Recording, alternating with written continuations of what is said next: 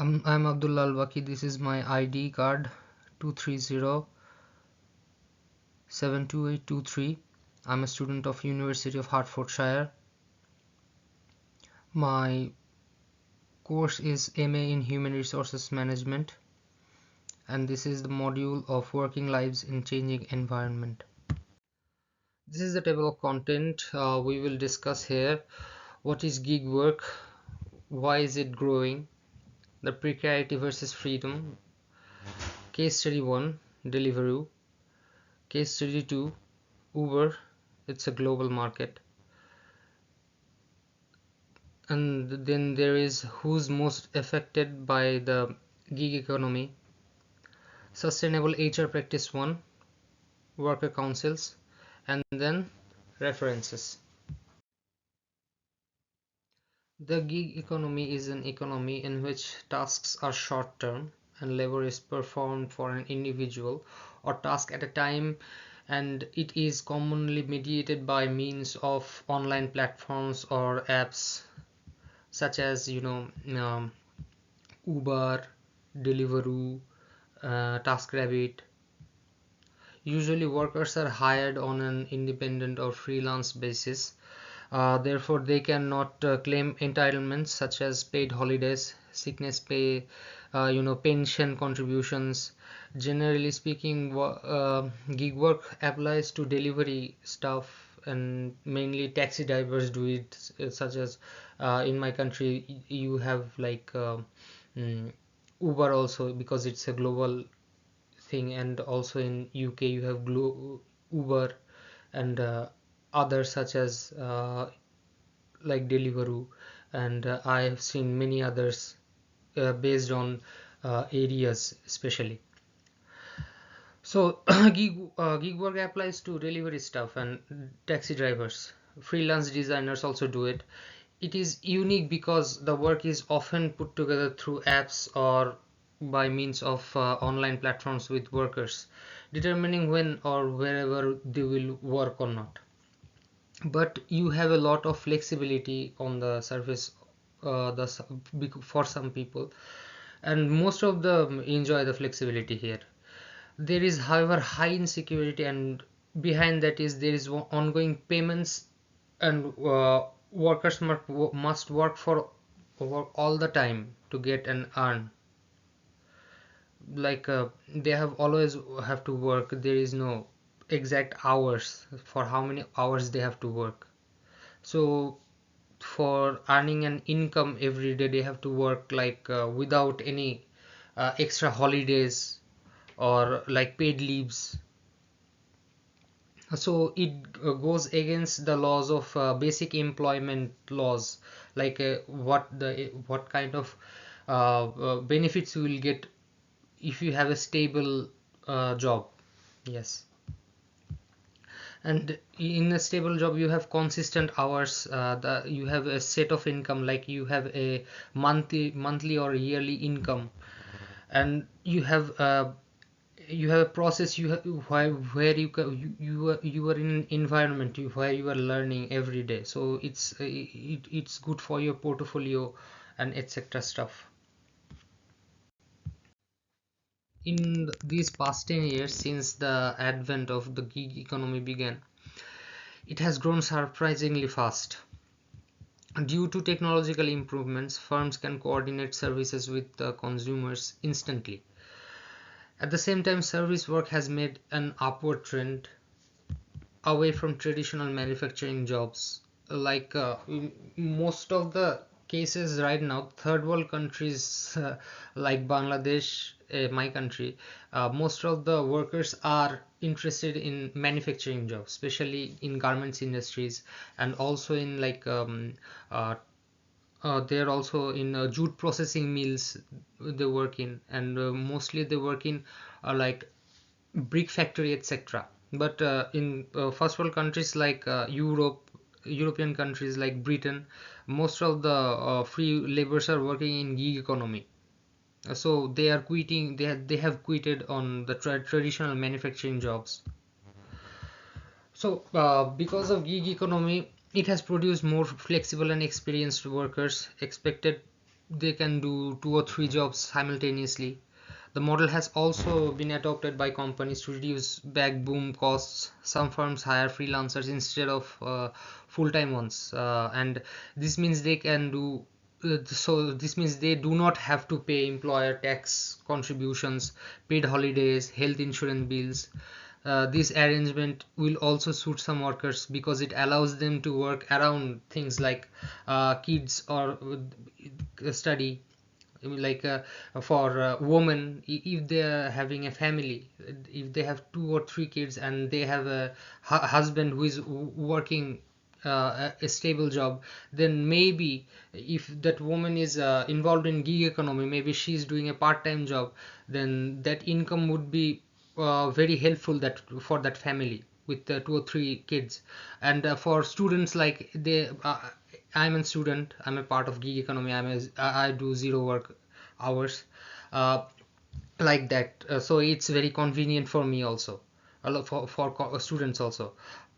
But also people's preference, some workers have also opted for gig economy because jobs are not offered elsewhere, because there is a job crisis in the market. So they have to compensate, they have to compensate the economy, the income for their family, so they are going into gig economy. The result, which is more fragmented workforce, dependent and on-demand platforms, so they are more susceptible to the fluctuations of demand. Promises of freedom are presented to those working in the gig economy. They are sold the idea that they can work when they want, work whoever they want, and be their own boss. It is particularly appealing to careers for students, uh, as myself, or someone imagining an extra income stream, which this kind of flexibility offers. The freedom can be illusory or false most of the times, because most workers spend long and unsocial hours just to make an ends meet. They are never guaranteed any set of number of hours and can make huge variations remuneration and from day one and the next. However, some platforms are based request on a rating system and work algorithms. To determine who gets work, they also need to hit performance metrics that they have no control over, while risking being removed from the platform. The gig economy platform Deliveroo is one of the most recognized in the UK. Freelance riders and customers looking for a quick delivery of food from restaurants are brought together.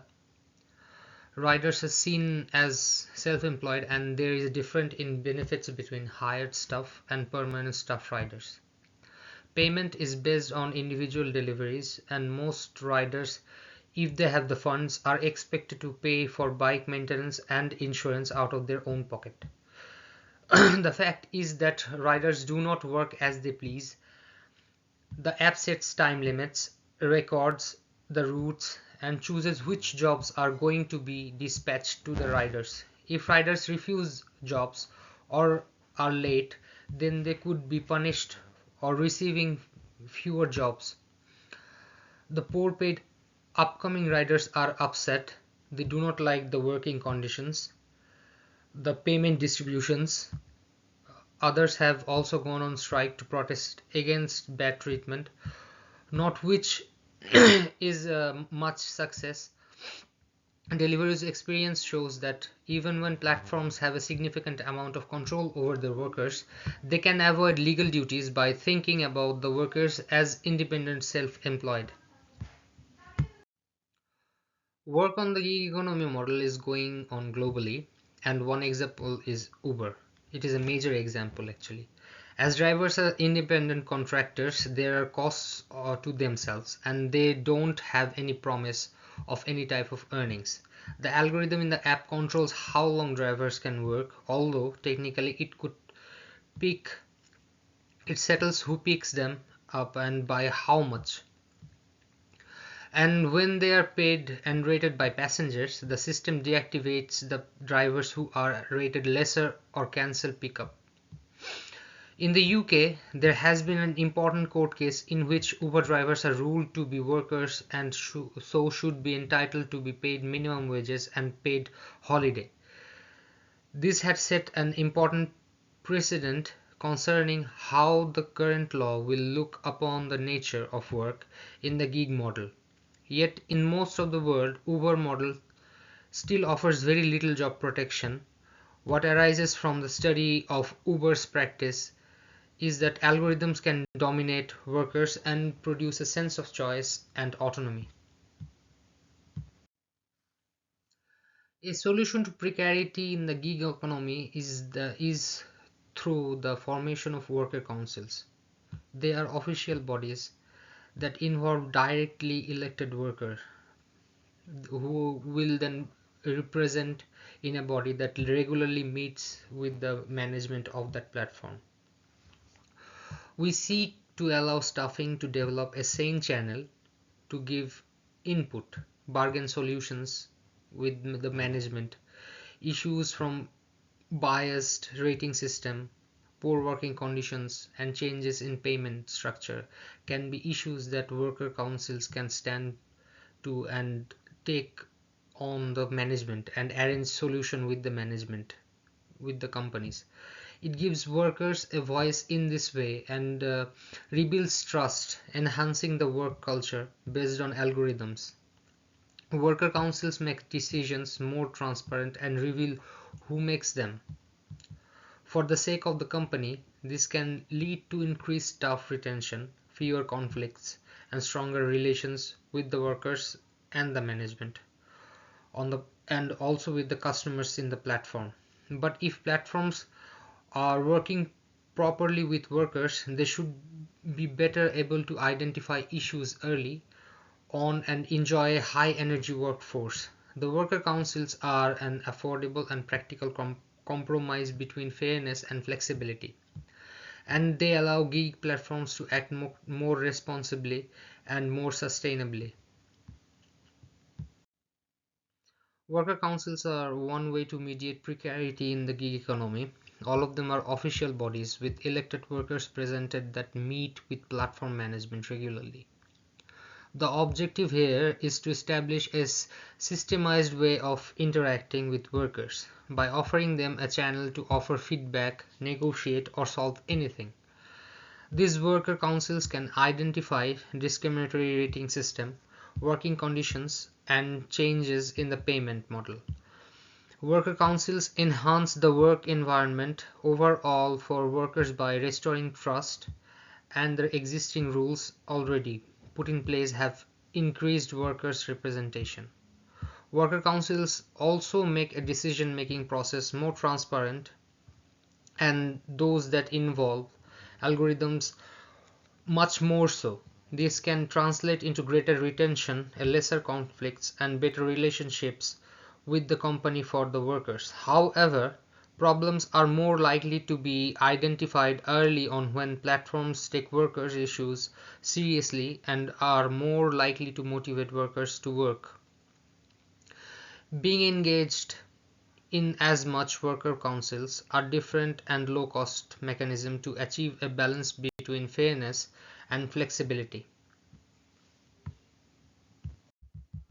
The second option is to implement hybrid employment models. Aspects of traditional employment are linked to the dynamism of gig work. An example of this may be that an employer would offer its workers an assurance of a given number of hours to work per week and access to a mandatory protection such as sick pay, accident cover, etc. At the same time, workers are still able to decide when it's fit in those hours and which jobs to take. It facilitates and increases the respect for the need for the flexibility and response to the requirement for income, security, and protection. Specifically,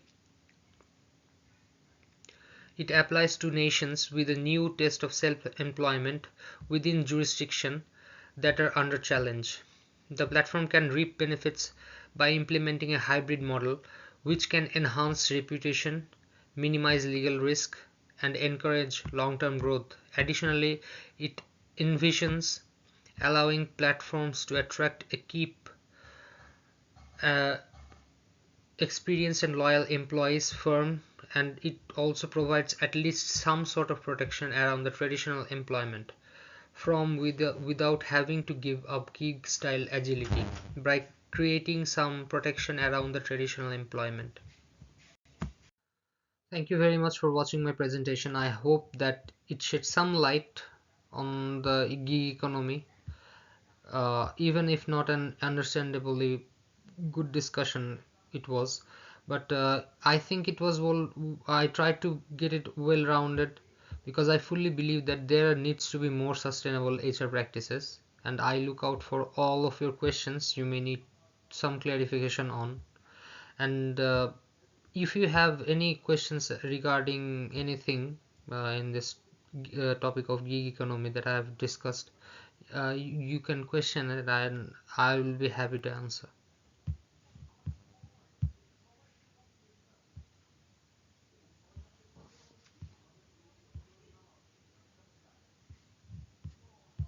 Here are the references as required. There are 10 references, and the references from the module are highlighted in yellow. Thank you for watching my presentation. Bye.